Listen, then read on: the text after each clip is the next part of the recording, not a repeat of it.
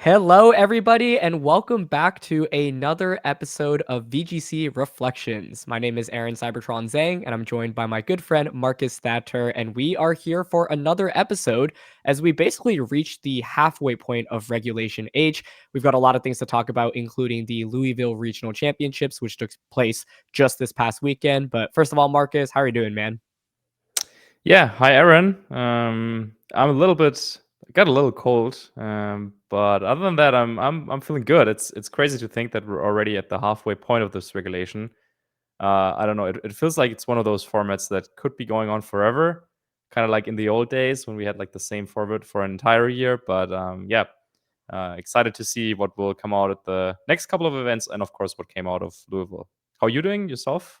I'm good. I also have been recovering from a cold. So, maybe we got each other sick the last time we did the podcast, but it's that time of the year, especially over here in the US. Like it's getting a lot Yeah. colder. In New York, it felt like summertime literally immediately into like late fall time, kind of just skipping the early fall. And so it was kind of annoying. So the last time we talked, actually, I was telling you, oh, maybe I'll go to Louisville Regionals.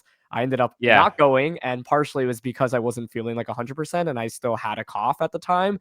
And I was like, I just don't think it's a good idea to like go to an event when you're not feeling well, and potentially get other people sick as well. And so I decided to stay home in the end. But it was really fun to watch, and I think it's really funny being on the other side because when you're playing, it's like so intense. But when you're watching, you're like, oh, I could just put it on TV, like I could do some chores, clean up the house, but still have Yeah. it in Yeah. the Yeah. background. And it's especially awesome when like your friends are competing or commentating. So it was awesome in particular watching Wolfe play a bunch of his games and having a lot of my caster friends on the other side as well. But yeah, did you get a chance to check it out? Yeah, so I think usually for EU regionals, to me it's like there's like three options. So either I'm playing, or I'm commentating, or there's something like really important going on, which meant that I couldn't do either of those two. So that also would prevent me from watching. So I think it's been a while since I could like catch one of the EU regionals like in like standard EU time, like don't have to stay up super late and so on. So yeah, it's been a while since I experienced that. So I want to ask you about how that is, how the viewing experience was. But yeah, I watched a little bit. I on day two, I was out with friends to see a play, and then of course Wolf was still competing at the time. So in the break, I would like turn on the stream and like see him play, and then yeah, I think it was a top eight set where he was up 1-0, and then the second game wasn't going so well, and then the play continued, and then like by the time it was done I was like, didn't work out in the end. So yeah, but well, as always with this format, I would say some exciting things happened. So how was it for you, the viewing experience from home? It was really fun. I thought like especially the finals. The finals like game two was crazy because I think like Andrew made a prediction, got it wrong, and then just forfeited Yeah. immediately. Yeah. And it made total sense because the game was literally Yeah. over by then. Because I think he had like set up Trick Room and then brought Sneasler under Trick Room. So it's like, okay, like Joe's Pokemon are gonna outspeed you.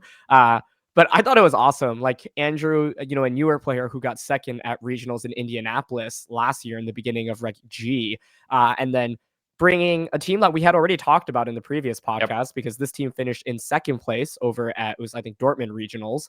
And so not an entirely new concept, but executing it super, super well. Like I was really impressed by his play overall and his willingness to lean into really aggressive predictions, especially in the finals. Like, game one, turn one, he goes close combat into jump left, expecting Joe to Dark Terra, and then it Dark Terras. And like each of the three games, it felt like there was, the turn, whether or not Andrew got like the Terra prediction correct was huge, right? In game two, he gets it wrong and just forfeits. And then in game three, there's the same mind game. Like there's Typhlosion up against Incineroar, and Joe had the option to go for the Fire and Terra to get the extra damage, which may have just gotten a one-hit knockout onto Porygon 2, denying Trick Room. But instead, he doesn't go for the Terra, but Andrew doesn't go for the fake out either. So it works out for him. But and it was just really fun. And there were a Yeah. lot of surprises overall, outside the finals. Like we saw Hisuian Zoroark and Executor in top eight. Yeah. Wolf's Yamega, like you and I knew he was cooking this up, but I was really excited to see how it performed, and it did come Yep. out in a lot of the stream games as well.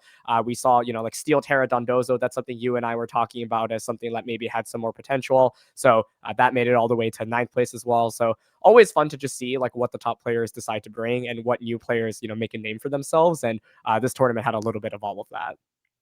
Yeah, I had one comment about like one thing that you mentioned, just because I think Andrew mentioned it in the one of the interviews as well, like the close combat into the jump bluff.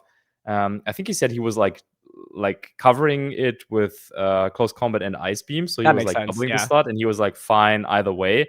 But like I think it's like if you're seeing it as a spectator, like for the first time, you could be thinking like, oh wow, like it's just like a guessing game, like where's the skill in that, right? But I think he made a play that like it would have worked out either way, but because he was like, oh, like let me like close combat instead of direct claw just to cover the Terra Dark as well. Like then he was just like up quite a bit. So yeah, definitely like a super interesting matchup because Joe's team likes to play like super aggressively, and we saw like how quickly some of those games were over. Yeah, like either things work out for Joe or they don't with this team, I guess, in a way. But yeah, definitely cemented in a way that Sneasler P2 team, as you said, also second place in Dortmund. Now it wins here in Louisville. And also Joe, I think, had a decent run with the same 6 Pokemon at Baltimore, I think it was.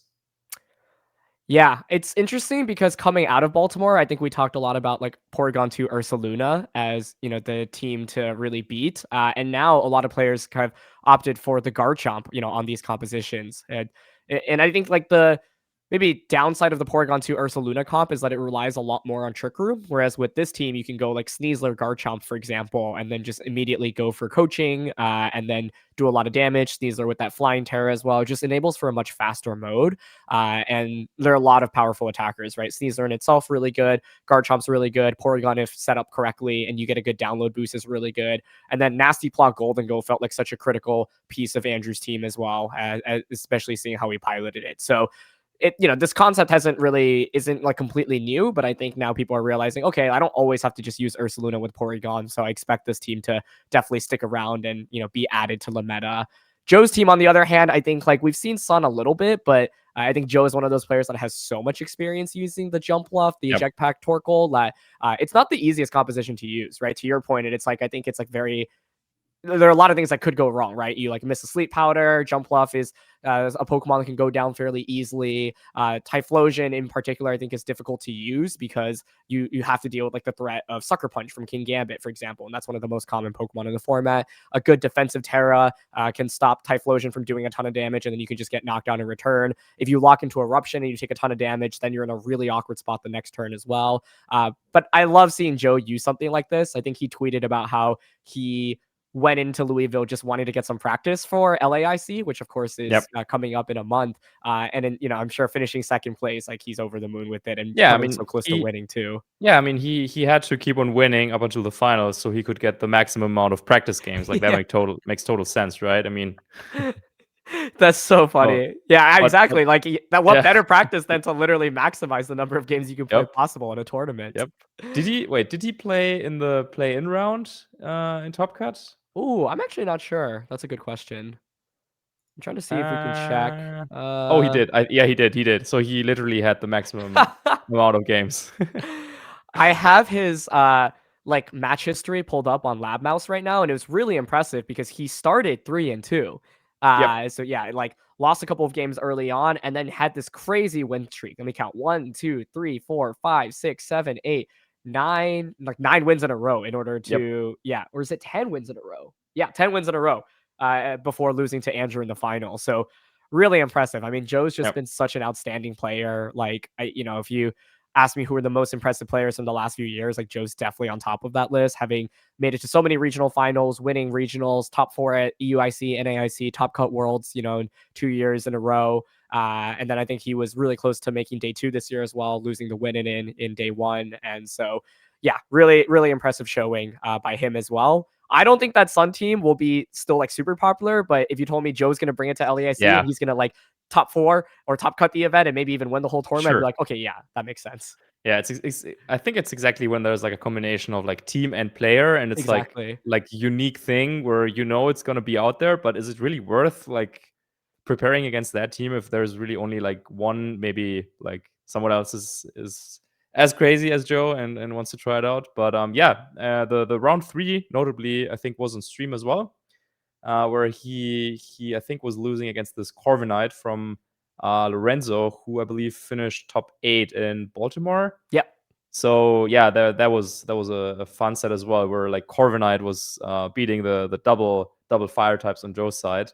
But going back to just like the finals matchup, and I think also a theme that we've seen or that we've been seeing in Regulation H up until this point, that I wanted to give a shout out to is the only Pokemon that is repeated between the two finalist teams. Once again, is Garchomp. So at this point, between 4 major tournaments in this regulation, we've seen Garchomp on 7 out of the 8 finalist teams, if I'm not wrong. So it didn't win Baltimore, but every other finalist had a Garchomp. And if you compare that with like the usage, which truthfully isn't that high, like that is a crazy stat. So yeah, Garchomp once again shows what it means to overperform. And and then other than those two, there is no Garchomp in the top 8. So yeah, once again, it's not about the mass, it's about the quality in the end. And both for Andrew and Joseph, definitely worked. It's so wild to me to just see Garchomp being so good once again because, Marcus, when you and I were playing in 2012, 2013, like even 2009, like Garchomp was like the GOAT back then, it was so Yep. good. Uh, and so, and then it kind of faded really just, out of VGC for many, many years, especially when Landorus Therian became a thing, right? People would be like, well, why do I need Garchomp when I have something that's flying and has Intimidate and still has a strong Earthquake as well? So I always love to see just like old Pokemon that have seen so much success throughout like so many different eras of VGC come back. And it's truly amazing that, yeah, it's as good as it is right now, especially in a format where there's so many other dragons, right? We talked about Dragapult and Archaludon, but that statistic that you just mentioned is kind of wild, right? Like the last time we did the podcast, we are like, wow, Garchomp, like how it's made it to all the finals, Yeah. like what people are using it. And then I was like, okay, like I don't think that in my head, I was like, I don't think that'll happen again, right? But for it to happen again, and then to Yep. your point, no one else in the top 8 even had a Garchomp on their team, right? So I don't know. It's like I don't think there's like that much to read into it because there's so many good dragons that are viable. But I do think it's like this is one of the most historic runs I can remember for Garchomp in VGC. Yeah. Or for any Pokemon with that usage, like sure, if Incineroar is on like 60-70% of teams, then yeah, you expect it to be like everywhere in the like top finishers as well. But for Garchomp, that's usually not the case. So yeah, I don't know if it can continue the run at Lille, remains to be seen.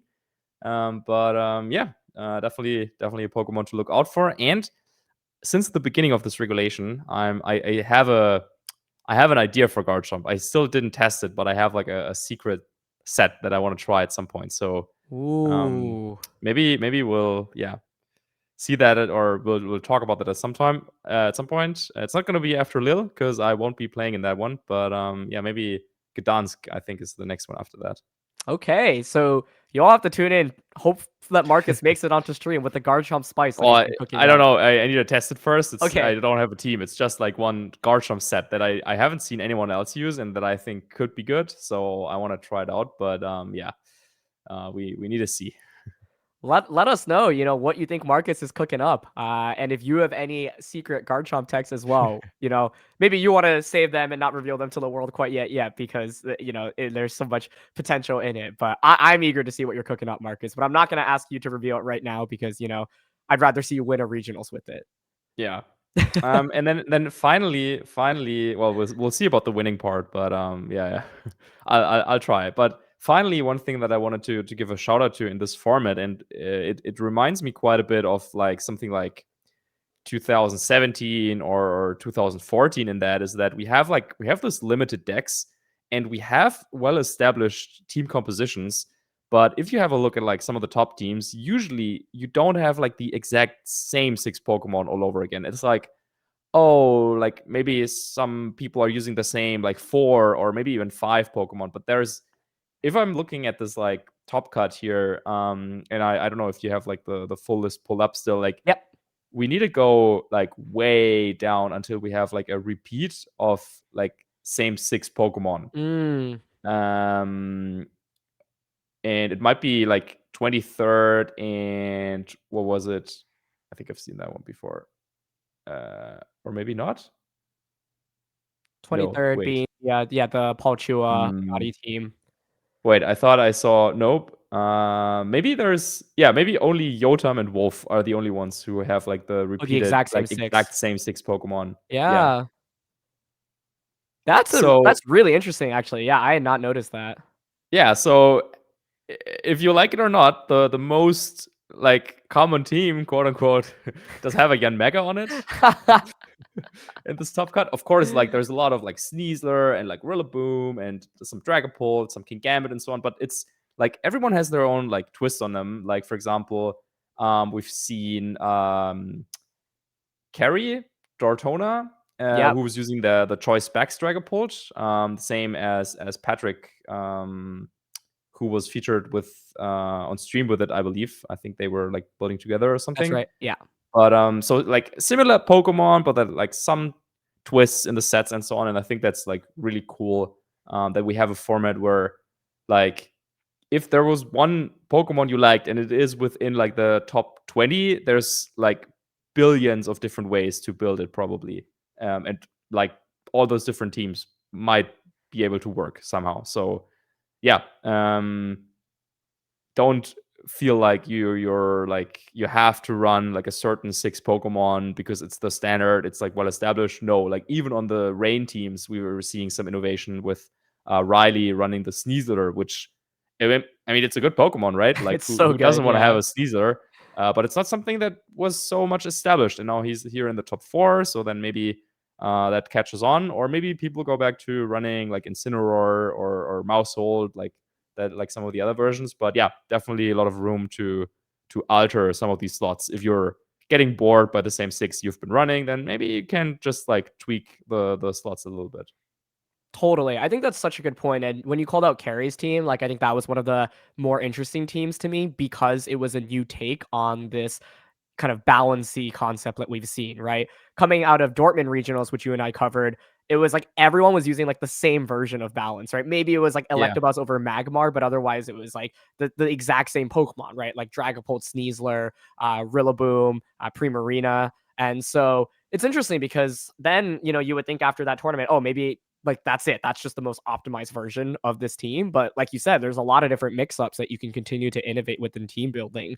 And so like for Carrie's team, like this team had a Choice Specs Dragapult. That in itself, I think, huge innovation.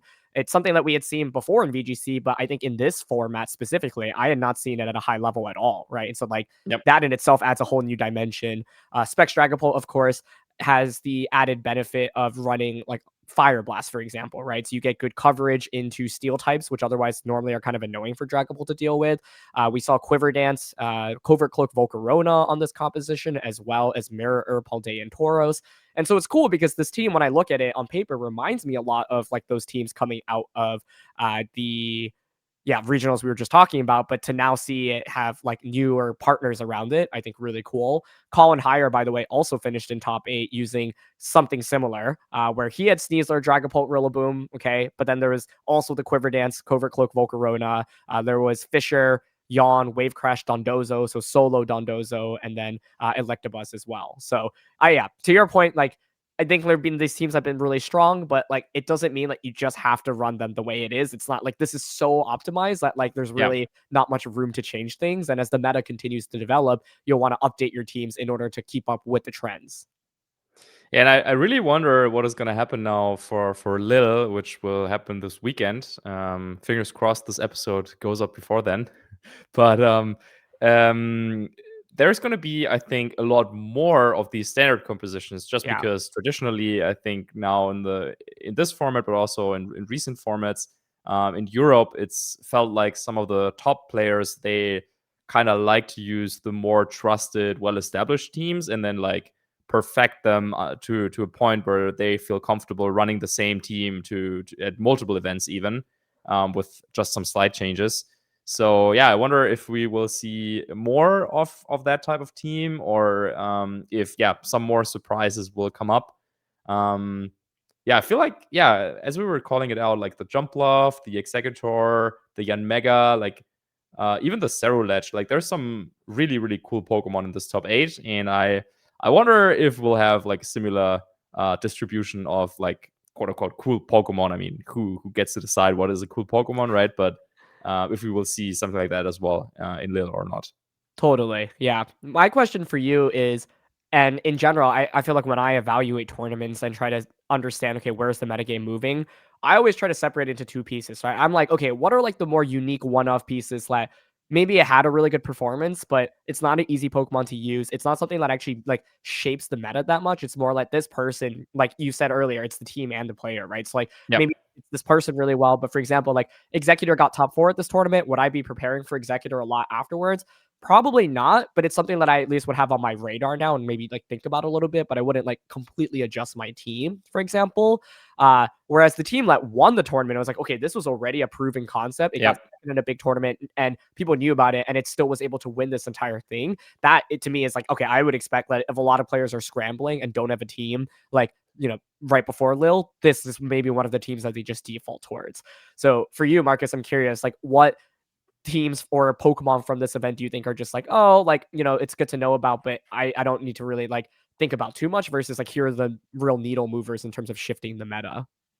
Yeah, I think just because like the hard trick room kind of teams, we haven't seen so much of it. I think that the Exeggutor and Zoroark team, that's probably one where people are like, okay, we haven't seen so much hard trick room. Like preparing into that team probably doesn't give me a lot of breadth into like similar variants, if that makes sense. Mm. Whereas if you're preparing for the same 6 Pokemon that have won the tournament, like that it could also be a variant where there's like a Primarina somewhere in there, or where there's like a Dragapult instead of the Garchomp, for example. So like preparing against those Pokemon, like you will definitely face them. Exeggutor, you will probably not face, and then also like the Indeedee Gallade stuff, maybe you will face like one, but probably not more than that. So yeah, if I were to play in Lille, I would definitely have a look at the first place team. I think I would also like want to play like maybe 1 or 2 games against the team that Wolfe was bringing, just Mm. because I like when scrolling down, I realized that it also finished 27th. So it was actually not only the most used team in Top Cut, but also like the like by a lot, because there's like just right outside of Top Cut there was another person running the exact same 6 Pokemon again. I don't think they've been working with Wolfe though, so gotta ask where they got it from. But anyway, that just goes to show that it's not just about like Wolfe being maybe the best player of all time, but maybe the team that he built is just like really good. So that's something that I would want to spend like just a little bit of time on, because I don't want to face someone who didn't know what they should bring, just looked at the stats and were like, oh wow, like that team was getting in some results there, so let me try that out. Yeah, we should talk about the team, right? I think this was a team that had a lot of people interested, obviously because of Yanmega, a Pokemon that I think Mhm. very few people had on their radars. It's actually hilarious because Fevzi tweeted about Yanma, Yeah. and like right before Wolf goes to this regionals, and I think like the Yam, and I wanted to ask you, Marcus, because Fevzi was like, "Oh, I was gonna bring Yanma to the tournament," but then my friends are like, "No." So Yeah, yeah, like, yeah. how serious was he about it? He brought it up in our group, and like Fevzi sometimes he would like go off and do his own thing for a bit, where like we would like have this we had this group chat and we were like, okay, what are we doing? What are we doing? And we were all discussing different ideas, and then all of a sudden, like out of nowhere, Fevzi's like, hey guys, like I have an account in like 1700s with Yanma. And everyone's like what, are you okay, my man? And then he like posted some replays of just Yanma plus what was it, Dragonite, I think, just like destroying people, because you get the hypnosis, you get the screech, and I mean you played a Yanma team yourself on Road to Ranked, Yeah. which went like super well, right? Like and I like there then you also said like you were quite impressed with the Yanma, and I mean, I don't know what the optimal set is, if you want to have air slash or not. Like maybe I don't know. Like, but it's funny that it's a Pokemon that has like it still doesn't have any noticeable like results at all. But it's just like funny that coincidentally it Yes. evolves into Yanmega, and that there was all this discourse. And I jokingly I said to Wolfe in this tweet, like went a bit viral in our scene. I was like yeah, Wolfe, like you should you should tell everyone like, oh, I was gonna bring Yanma, but then like while training it up in the queue, accidentally I evolved it, and then oh, now I gotta use Yanmega. But I mean, I think you need to teach it like ancient power to evolve it. So that's a little bit too like that doesn't happen on accident, right? Like, That's but so funny. And you yeah, know, it's interesting because their roles are very different. Actually, it's yeah, completely completely, different. yeah, Yeah. yeah, Um, I'm curious if anyone ends up actually deciding to bring Yama to a tournament, because it's like if you told me it made like day 2 or got like top 32 in the regionals, I'd be like, honestly, I buy it now after trying it. I do think it has the syndrome where it wishes it has 5 moves. Like yeah. when I was using the Tailwind variant, I was like, oh, all these moves feel so good, but then not being able to do any damage feels so bad. And then when trying out the Air Slash variant, I'm like, oh, I really wish I had speed control right now. Like Tailwind is just so good at enabling the rest of the team. But yeah, I think it's funny. It's just still so amusing to me that like Fevzi tweets about this right before Mega makes its debut, kind of on the stream. Yeah, no, that was really funny. I'm just like checking the stats, and yeah, no Yanma in the top 256 in Louisville. But wow, like some of these stats, like can you believe it? There was only 6 Mousehold Oh and only wow, 6 Grimmsnarl. Yeah, only 10 Pavilion. Like that was up there as well at some point, right? totally, yeah. Yeah, so definitely like if you like are preparing for Lille, then definitely like have a look at some of the developments, because like yeah, definitely some things changed between the early days of the format, and especially if Lille is like your first tournament of this format, then yeah, you should probably expect the metagame to be a little bit different to what it was like, I don't know, like 3 weeks ago. Yeah, it's so interesting because if the expectation for Lille is for it to be similar to what we'd seen previously, Wolf was actually talking about how he was like, "Oh, I built this team to counter a lot of the metagame." Right. One of the big things that we had seen from Dortmund was the rise of redirection. Right. I think it was like what Yeah, yeah, 31 yeah, out of yeah. 32 top teams had some redirection user, Electabuzz, Clefable, Magmar, and so Wolf's team has a bunch of really cool things. That Yamega is the main thing that people are going to point to first, obviously, but it also has the stalwart Archaludon. Yeah. We had seen Archaludon already using both Sturdy. Like Sturdy has been picking up more in usage for sure, especially in like closed team sheet, but also in in-person tournaments.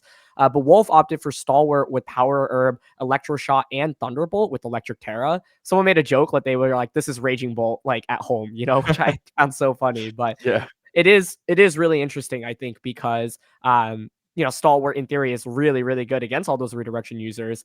Wolf mentioned that in his run in the tournament, he had actually barely gone against like meta teams and was going up against a Yeah, yeah, lot of yeah. like different things. And sometimes I wonder, you and I have talked about like EU versus NA meta games, and just like on average, it's like even if you look past like the top players who are consistently top cutting the events, like the players who are making it maybe into day 2 or like just on the cusp of making it to day 2, like I think maybe in NA the average there has like a little bit more wildness in terms of teams, whereas in EU So a bit more standard. But I'm curious what you think. yeah, so what you're saying is Wolf should fly out to Lille and Yes, run it back? yes, exactly. And if like I were competing alone, I was like, oh, I don't have a team, and I want something that like has a good edge against most of the meta. Like honestly, I would look at Yeah. this team because it's like it was very much built for a meta that was a little bit more standard. Yeah, I wonder if there's like a Patreon report out there yet.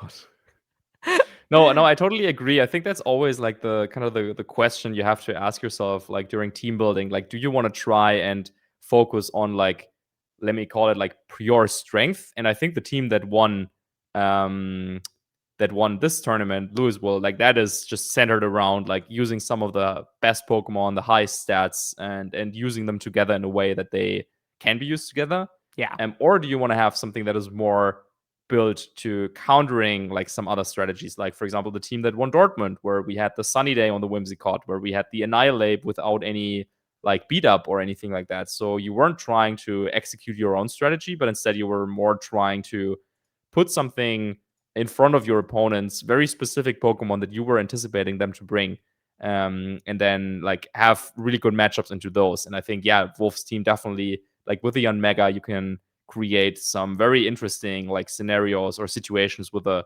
with a speed boost, and then you can use Tailwind and still be an offensive threat. And there's that I guess is the niche for Yanmega, which like there is no other Pokemon that can do this. Like you have Talonflame, sure, but it's gonna Brave Bird once and then it's gone. So Yanmega will get off like 2 attacks probably, and then with having these like tail room speed stats where your Porygon, your Ursaluna, your Alcaludon, like they can all operate in Tailwind or under Trick Room. I think it's quite unique in a way, but also with some of the sets and some of the decisions that Wolfe made, it's just like very specifically tailored towards countering a certain Pokemon that you expect to see more often. So yeah, I mean, it honestly, I could see it do well. I don't think there will be a lot of players who will have put in like a ton of time just because there's not so much time between the two tournaments. But Yeah. yeah, if anyone is bringing it, I will be rooting for them. Yeah, I think one thing that's interesting is, the tail room concept you just talked about when you have Tailwind and Trick Room on the same team. And I think these teams are really strong because of the flexibility of sweeping under Tailwind or Trick Room, but I think they can also be hard to use and pick up because Yeah. the speed stats in particular, it's, like if you're using strictly a Tailwind team, it's like, oh, I click Tailwind, I'm always going to be faster than my opponent. Trick Room, I click Trick Room, I'm always faster than my opponent. With a team like this, it's like I might click Tailwind, but I still might be slower, for example. Or I might click Trick Room and my Pokemon suddenly is not the fastest Pokemon under Trick Room, right? This isn't something like where you have Yeah. like min speed Torkoal, for example. And Yeah. so it also creates a lot of interesting speed dynamics, right? Like, oh, I'm up against an Incineroar, right? It outpacing me versus me outpacing them makes a big difference. And so I think Tail Room in general, or like putting both of those on the same team, we've seen definitely have high level success in VGC, but it's not necessarily the most intuitive especially because when you set up one speed control, it just denies the other one completely. And you can get punished by that. I think like in Wolf's top 8 game, maybe he had set up Tailwind one turn and then his opponent the next turn sets up Trick Room. Yeah, So and there's so much depth to it too, where sometimes it is like, oh, like I want to match their Tailwind for like the first 2 turns or something, but then I will set up Trick Room later, or I will set up Trick Room on the last turn of Tailwind so that I like keep my advantage, but now it's like, yeah, the other way around. And you need to like support that turn specifically with like threatening high damage. So if you have like Porygon and Yanmega on the field, then that's not a lot of damage. So you need to make sure that you have like the right Pokemon on the field at the right time. So definitely, yeah, can be quite tricky. were there any other teams in Top Cut that really caught your eye? Because I think even outside the top 8, there were a lot of interesting ones. And even in 5th place, by the way, we didn't mention that yet, but it was, Yep. Bulk Up Ceruledge with Bitter Blade, Shadow Sneak Protect, and then you had the Coaching Sneasler as well. So, and then we had talked about Scale Shot Dragonite before, how it like felt like it was underplayed. Well, we finally see one here as it makes it into the top 8. Yeah. And well, of course, maybe of course, but of course, it's inspired by a Japanese team or a team coming from Japan. Yeah, I think it's a really cool concept. I was talking about Gastrodon with some of my friends as well, where we were like, okay, if we ever have a team where like we really need to have like a Dondozo and a Rain matchup, like just in one slot, like let's keep Gastrodon in mind, right? Yeah. And I think this is that exact type of team where if you're relying on boosting, and I think this is also true for some of the other teams, like I think Alberto Lara was also using something like this, Yep. and then Drew Andrew Nowak, exactly, Yes. where it's just like you just want to spam coaching, basically, or like bulk up.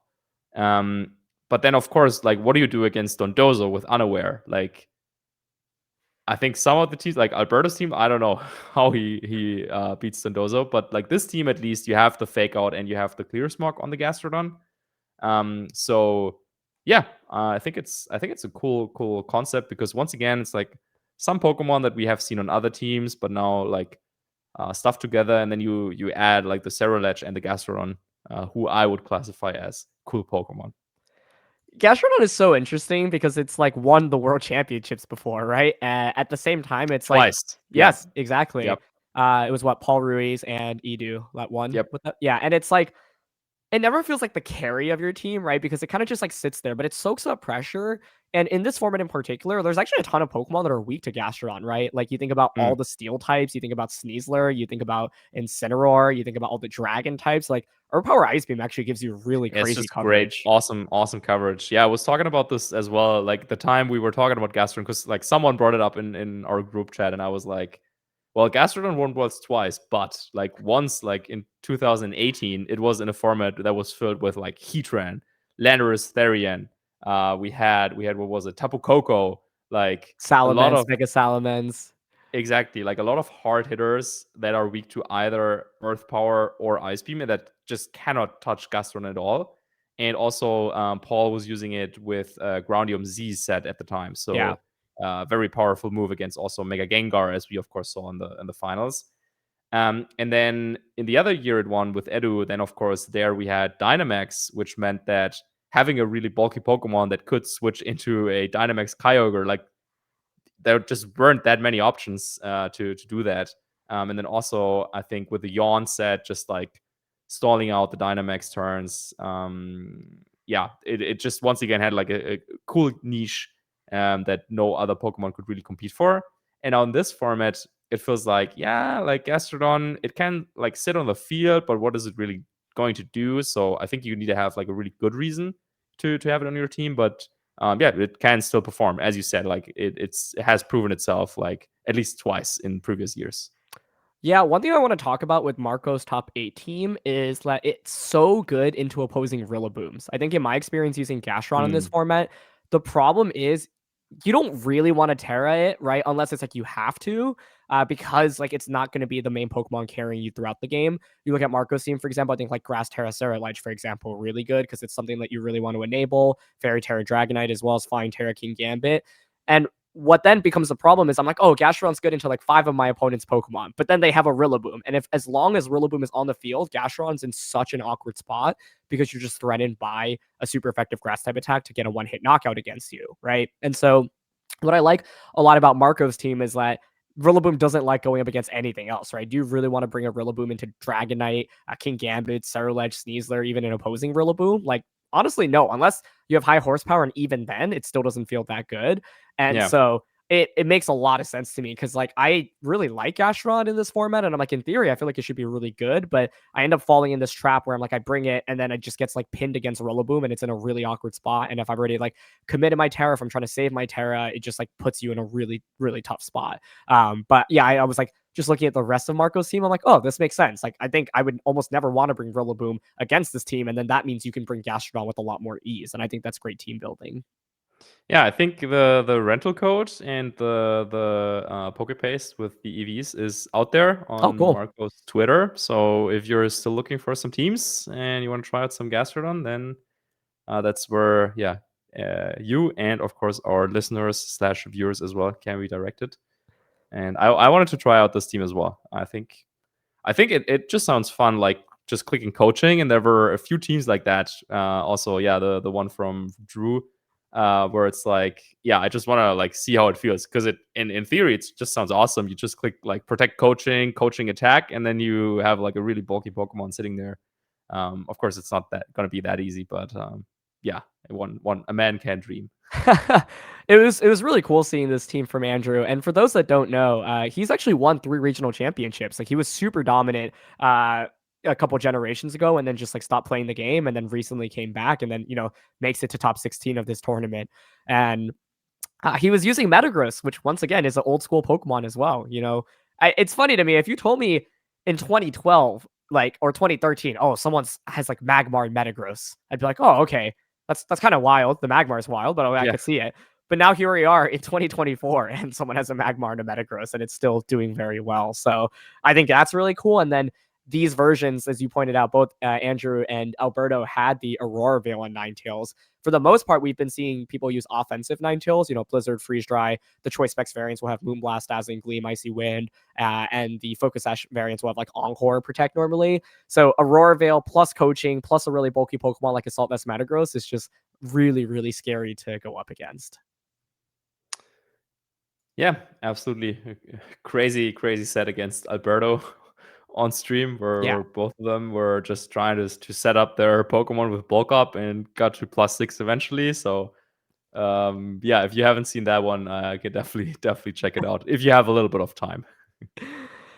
Are there other teams in the top cut that like caught your eye or you'd be interested in trying out? Because I think for me, there's so many. Yeah, I was gonna say like there's just like so many. I think we had a pledge team as well somewhere Yes, down there. yes, So like yeah, it's just this format where like yeah, it feels like almost anything can be viable if you like find the right support. I mean, the fact that I'm looking at this wheezing Cold School Palmer team and I'm like, yeah, this is like somewhat expected. Like that's just awesome and crazy to me, right? yeah. And one thing that stood out to me on this team is this Life Orb Como. Marcus, you and Yeah. I had talked about Como previously, and did you know there were actually I think 4 Como in the top cut of this tournament? Yeah, I saw that it was up there, right? And it was a few different variants as well, right? Like so we saw some offensive one with clanging scales, Yep. right? And then we also saw the Iron Defense Body Press set. So yeah, I mean, Como is out there, and it is a Pokemon that usually comes on kind of weird team compositions, and it has a great typing. So if you don't have a fairy type, and I mean there is no Flutter Mane, so if you ever wanted to use Como, like now is the time to do it. So definitely expect a few Como also in Lille, just because it was a Pokemon that, for example, like Alex and Eric used in previous formats. So it should be even better now than it was then, I think. Totally. I thought it was funny that like the Sacramento Regional Championships are next month, and that's when Como won in a much stronger format as Yeah, well. yeah, And so I'm right. like, oh, is there any chance like Como gets the run back at that tournament in particular? I think it was Michael Zhang that won that tournament. So I was Yeah, like, oh, I hope he like brings the new Como team there and then wins again because that'd be awesome. I think the only way would be to convince everyone to run Como, because well then Then it's it's sealed. guaranteed. Yeah, But that's it. Yeah. we're not at that level yet with our influence. So But maybe one day. maybe one day. But to Can your you point, yeah, do there's you a remember? Yeah, yeah, I was gonna say like, do you remember like the one tournament where Pokemon was like measuring how many people would have Pikachu in their team, and yeah. then depending on that, they were going or not going to maybe give out like a special event Pokemon. Maybe if we can convince them to give Como out as a special event, that's going to be on our agenda now. Uh, I yeah. think the other team that I really liked from this event was Carson Confer's team. We had talked about Oh Dondozo a yeah, lot, yeah, and I was like, this is the innovation I've been looking for in Dondozo. It's like none of it is like super crazy, right? But to finally see that Steel Terra Dondozo come out to deal with those clear smog Amoonguses, I think is really nice. And then the team still has a good bit of anti-Amoongus. You've got Flying Terra Blast Dragonite, you've got the Indeedee with Expanding Force, you've got Safety Goggles Tatsugiri, and then Grass Terra Annihilate as well. And so I still like I'm really curious. Like, and at this point, will Dondozo win a major in this format? I think like most people probably bet no. Like, it'll get as high as like top 8, top 16, maybe top 4, but to win a whole tournament, like it's a lot yeah. harder. But I don't know. Like, I'm like this stuff does make sense. And Carson had a very dominant run. I think he was like undefeated, or maybe only had Yep. dropped one set total until he lost. Yeah, no, he was undefeated. Oh, yeah. Yeah, shout out to Carson, definitely one of the, if not maybe the best Dondozo player. So yeah, I listened a little bit of an interview with him over on Top Takes, fellow competitive Pokemon VGC podcast. And he was saying how he was trying like a different team, and then someone beat him really badly with these 6 Pokemon. He was like, thank God, like finally like a good Dondozo team. So then he started working on it. And I think from like the way he was speaking, it sounded as if he wasn't convinced that this is like the final version, and he thinks Yeah. that it could be improved. So improving on like 11-0 Swiss run, that's gonna be tough. So yeah, I definitely think but at the same time, it's like if there was a tournament to bring it to, like that was the one where everyone was sleeping on Dondozo. I think now for a little, maybe people are awake a little bit more, but then the time will come again eventually. So yeah, maybe not the best idea to bring it to Lille, but yeah, I mean it is out there. You have to cover it, whether you like it or not. You have to deal with it once again. This is a good segue to talk about Lille a little bit because Marcus, you Sure. will be attending, but you'll be a commentator there instead of a player. So how are you feeling about commentating, your first event of the season?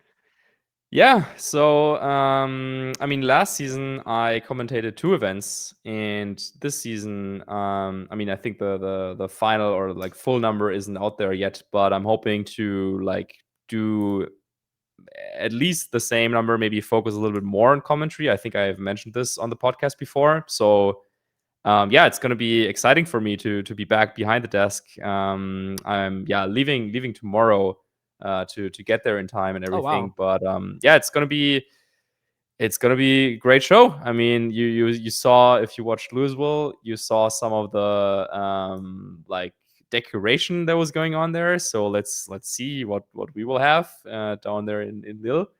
But I definitely like I started packing my suitcase, and there's like a lot of Gengar merch in there already. So yeah, spooky season, of course. And yeah, no, I hope a lot of you tune in. I don't know if you will have the time to tune in, but then definitely check back some of the important games. And then yeah, after this tournament, I will be able to give a little bit, of course, of some background stories, what was going on, and what I thought about some of the games. Because I will not only watching, but also I will be commentating some of them.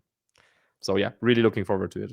Yeah, I think it's going to be awesome. And I think I'm particularly curious because it did feel like, the EU teams like moves the meta forward a good bit because like there's a lot of like just really strong, consistent teams, whether it be like the Sneasler or Dragon Ball Balance that we had seen previously, the team that finished in second place now winning Mhm. this team. I will say I was actually surprised that the team that won Dortmund regionals just didn't really have too much of a performance here. I think Yeah, James Beck was maybe James the was using it. Yep. yeah, the highest placer with it, finishing 8-3, losing the win in. And I had talked to James a little bit, and he was like, "Yeah, I didn't really have a team. I was just like, I wasn't even going to go to the tournament. I was thinking about it. My friends were testing it, and I picked it up like right before the event. And I think for him to have come so close to making top cut, even with like no practice on that team, speaks to its strength as well as James's playing abilities. But I was kind of surprised that something that had done so well, like people just decided, you know what, I'm still not really going to bring it to this tournament. Yeah, I don't know if I mentioned it on the podcast or just to some of my friends, but like that's something that I like expected or predicted a little bit. Mm, Like sometimes there's just teams and I look at them and it's like you can see like, yeah, I kind of like guess why it was winning, but there's no like clear point where you can like point to and say, oh, like this is the part of the team that feels broken or that feels like mm, super strong. And I think the team that won Dortmund, it's one of those where it's like you have a lot of like options, but because it is maybe a little bit more of a like anti metagame team, it doesn't feel as strong if you just look at it in a vacuum. yeah, Whereas like, yeah, some of the other teams, like, yeah, if we were looking again at the results from Louisville, there's like first place team, you can say, okay, like those are all like standard good Pokemon. Like that's going to be something that people will copy. Same with Riley's Rain team. yeah, Same with maybe Collins, like Dondozo, Dragapult team. But those are the 3 teams out of the top 8 where I would expect people to like pick them up for Lille potentially. yeah. At least in like bigger numbers. So yeah, I don't know where exactly the metagame will like head towards, but I don't think we will see a lot of these like more, I guess, anti metagame teams to be picked up in like a large number. Yeah, I think that's a good point. And I think part of it is also you don't have that much time between events, right? And so it's like, Yeah. would you rather go with something that's a little bit like more consistent and just has good strategies across the board, or do you want to focus more on beating the meta when the meta is so wide open as well? I think it's always a really interesting question to explore. I thought this question was particularly interesting to explore for Worlds, especially back in the day when Worlds was really small. Like you only had like Yeah. 40, 50, 60 players. And then so it's like the meta itself actually could be a lot potentially easier to predict, right? Versus now where it's like there's hundreds of people playing, you can go up against truly anything. And so, trying to, of course, you can build a good team that's also anti meta, right? Like that has cohesive strategies and is strong, but that's not the easiest thing to do. So yeah, I think that's a really good point, and I agree with your call outs of those three teams in particular to pay attention to. So it'll be a fun watch, and yeah, like the format is just progressing so quickly, and also like it's crazy to think we're at the halfway point. Like LAIC is coming up as well. Yep. I just wish we had more time with this format because I'm like, oh, it's so Yeah. crazy that we get all this fun, and then we go back to Reg G, which is fun in its own way, but it's a different kind of We fun. don't. Yeah, let's not talk about that yet. Okay, you have to But come back to the podcast in a few months, and then we'll only be talking about Reg G. absolutely. What is your next tournament? So yeah, I will be in Lille. I will commentate there, and then I will also be in Gdansk 2 weeks after that, Oh, playing nice. that one. So it's gonna be back-to-back EU regionals for the first time. This Wow. format. Let's see how that's gonna go. But then, yeah, any plans for you now that you skipped out on the last one? Yeah, so this announcement came like really early. It's like on the Pokemon website. They didn't tweet about it, but I'm actually casting LAIC. Uh, Right. so Nice. it's funny because normally these announcements come like the day of the event or the day before the Yeah, yeah, event. yeah. So I can publicly talk about that, which is cool. I think the last LAC I casted was when you and I did it together, Marcus, which was Wow, that was 2019. 2019? Yeah, Yeah. So that's awesome. going back 5 years later, which I'm excited about. And then I think the first event I'll actually play this season will be Toronto Regionals, which is in Okay. December. So we're still kind of far out from it.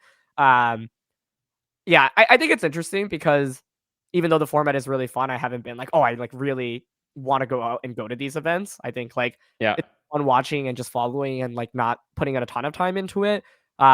I also think like I'm still reevaluating like or just evaluating what are my goals this season because Yeah. qualifying for worlds is just like you do have to go to a lot of events. And then I was like looking at the championship points like after this weekend, and I was like, oh Like my gosh, like five some people have like 500. 500, Yeah. 600. I was like, dude, I have zero, big fat zero right now.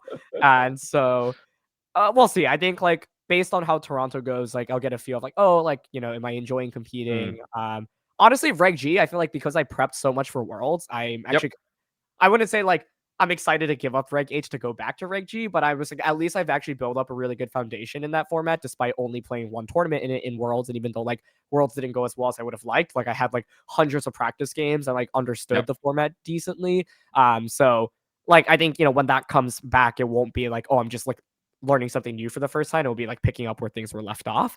Um, Yep. but yeah, still got a good bit of time, honestly. So LASC will be fun to commentate if any of you listening are there. It'll be awesome to meet you all. And one crazy thing, we've talked about my love for music a lot of these podcasts, but Linkin Park is actually playing, and they sold out both shows in Sao Paulo, literally the Friday and Saturday of LAIC. Oh, wow. Wait, so So but you didn't get a ticket? no, but I was just gonna try to find one for resale, and I was like, I think Okay. I'll try to Well, go Friday after the day is over. And so yeah, that's cool. I remember, was it the one we were casting where there was like a music festival like just right next door to the hotel we were staying yes, in? and so that was my big like one of my biggest regrets Yeah. in life was not flying early to Yeah. go to it. It was electronic music, and Martin Garrix was I think the main Yeah. person playing. And it was so funny because I remember I landed and it was like 8 a.m. and like the stadium had been cleared out already. And I like went to the lobby and I saw one of the TCG casters, Jeremy Jallin. I was like, "Hey man, Jeremy, how was it? Like, how, you got here early?" And he was like, "Dude, like last night was the worst. Like there was this really loud like electronic music like playing right across the hotel. I could hear it from my room." And You were like, I was "Wait." like, "Oh my god." So I'm learning from my mistakes now. So hopefully I can Yep. get a ticket to go see them there. But yeah, it'll be fun.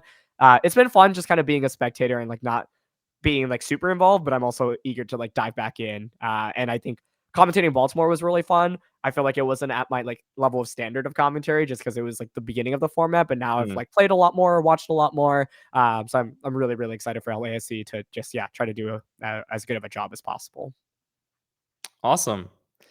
Well, with that, I think we both said we wanted to yeah, come to an end now to also save our voices a little bit, maybe recover a little bit better. But of Yes. course, we cannot forget about our beloved segment. Yes. And I have two options, so I think it's my turn again to come with an item. And I have two options, and I had one where we could have talked a little bit more, but then one of them I will do this time. So once again, please do me the favor and just yeah, show or explain a little bit what you're seeing. And of course, if you haven't Ooh, figured I it can't out by wait. now, it's gonna be. Oh wait, we still don't have a name for this part of segment, but I think people were talking about like the held Held item, item. which I like. Yeah, Yeah. held item. Yeah. Okay. So, what is my held item today? Oh, it is the competitor badge from Worlds. Ooh, and which year? Wait, what year is that? 20. I can't see. Wait, I need to zoom in. Hold on. Well, uh, well, Was it this I year? think yes, Oh, it's okay. this Honolulu. year's. Okay, nice. Okay, so now you might think, okay, wow, like we're going back to talking about like some of our items in our collection, but would you believe it? This Uh, is not just any competitor badge, okay. okay? But happy belated birthday. Oh my It's god. it's yours. Wait, that's crazy. How did you end up How with did it? that happen? Well, that's crazy, isn't it? Oh my Well, gosh. yeah, yeah, That's so I funny, saw Marcus. it in our room because yeah, we shared a room at Worlds, and you Yeah. had already left. Everyone left, like, and I saw it there, and I was like, I'm not gonna throw this away, right? So I just like thought I would hold on to it, and then now I found it again a couple of days ago, and I was like, oh yeah, like I didn't mention this yet, so I was like, oh, that's like a perfect thing to bring up here. You just made my day. I haven't done this in a while, but when I like went to college in what 2015, I like brought all my past world badges, and then like as the years went on, like in my dorm, like I would get another one and I would just add it. Yeah, And then yeah, at one point, I had like a wall where it was like every badge I had from like 2008, 11, 12, 13, nice. 14, 15, 16, 17. So I think at this point they're all scattered. There might be like in a backpack that I brought back from it, but I was like, one day I feel like Yeah, once I stop moving around like every year, it would be really nice to like frame all of them and just like put them on the wall. And yeah, that was my first competitor badge in many, many years. So I'm glad it's not yeah, just gone to the void. And I can't believe you yeah. have it. That's amazing.